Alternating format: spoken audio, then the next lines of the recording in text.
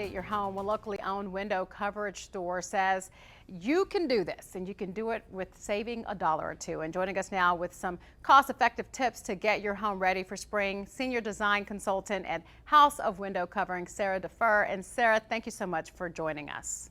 Thank you for having me. All right, so this is the time when a lot of people are thinking, I want to spruce things up a little bit, but they might not want to break the bank. So what are some ways that people can actually do both? You can let light in when it comes to the window coverings. If you have the heavy curtains and shutters, use tie backs to let the light in. Shutters will open. Just use that. Using a lot of white and cream colors, lighten up the room. Add pillows. And light linens to your kitchens and your bathrooms. You can also add scents, spring scents like lilac, lavender, lemon scents. You can do a lot. Oh, greenery, get growing.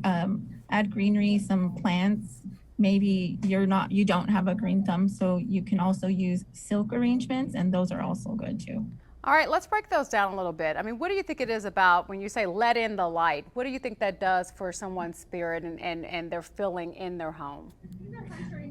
I know it makes me happy. So just letting in the natural light, gives you a lot of energy. I think it makes you a lot happier. Springtime is coming. You look outside, you see the grass, you see the trees full, you see all kinds of things. So I just think letting in the light gives you a little bit more life. Yeah, and I also love how you talk about the use of color. A lot of people, maybe they have a gray house. I know a lot of men like the grays and the blacks. I was talking to Bill Billis about that yesterday.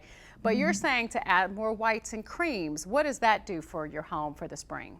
It lightens everything up. You start going into other seasons, you go a little bit darker. I think the lot lighter just brightens everything up in your home. The more spring colors, just lightens everything up. Right. And I know, Sarah, you said to add greenery, but I got to tell you, I could kill a good plant. I can't do the live plants. Is there any alternatives for folks like myself who don't have the green thumb? That's why you use those silk arrangements. The silk arrangements I've been finding a lot everywhere. Just decorating a desk or decorating a centerpiece in your table. Silk arrangements are always easier to take care of, like you said. Oh yeah, I definitely, silk will be my friend this spring. Yeah. And then if you don't want to move, spend any money, you say you can just move some things around. What do you mean by that to help open up your house for spring? Just so that you have that view of the window opening, like you said, putting natural light in, decluttering maybe, just having more of an open space. Right. And if you have, for example, like one of those big windows and you still want to cover it up somewhat, is there kind of a way to have the best of both worlds? Can you still get the shade when you need to and then get the light when you need it as well? When it comes to something like that, you probably want like a light filtering or just open up those draperies, do tie backs, just to make sure that your window covering is still there. And then, you can tie it back and let that light in through those big windows. All right. Thanks for the tips, Sarah. Thanks for joining us. And if you have any more questions or you want some ideas, you can go to houseofwindowcoverings.com. Good one, Sarah. Thank